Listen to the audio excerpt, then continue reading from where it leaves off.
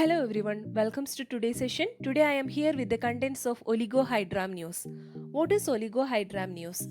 It is an extremely rare condition where the amniotic fluid is less than 200 ml at term.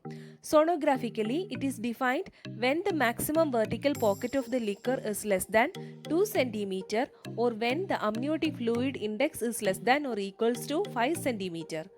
What are the etiological factors of oligohydramnios? It may be due to fetal conditions like fetal chromosomal or structural anomalies, including renal agenesis, obstructed uropathy, spontaneous rupture of the membrane, intrauterine infection, etc. Or sometimes related to some drug causes like prostaglandin inhibitors, ACE inhibitors, etc. And sometimes because of some maternal conditions like hypertensive disorders, uteroplacental insufficiency, dehydration, and also due to some idiopathic reasons. The symptoms in a mother include low maternal weight gain, premature rupture of the membranes, abdominal discomfort, sudden drops in fetal heart rate, little to no fetal movement or decreasing fetal movement, abnormal findings on the fetal monitor including fetal distress. We can diagnose oligohydramnios through history collection. We have to inquire about the symptoms of leaking fluid and feeling damp all the time. And through examination, measure the symphysis fundal height, perform a speculum examination, and also by ultrasound karyotyping if appropriate, particularly in case of early and unexplained oligohydramnios.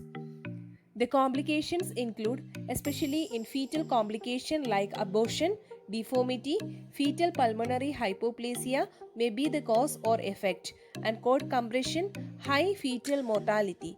And maternal complications include prolonged labor due to inertia, increased operative interference due to malpresentation, and the sum effect may lead to increased maternal morbidity also.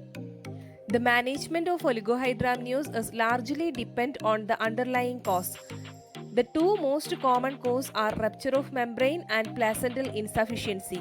In case of ruptured membranes, if the oligohydramnios is due to ruptured membranes, the labor is likely to commence within 24 to 48 hours in most pregnancies.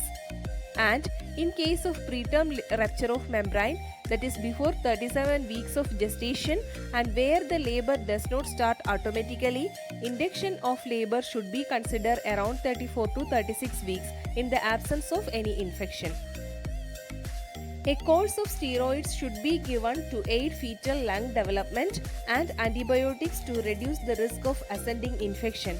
In case of congenital lower urinary tract obstruction, fetal surgery seems to improve survival according to a randomized yet small study. Thank you. Have a nice day.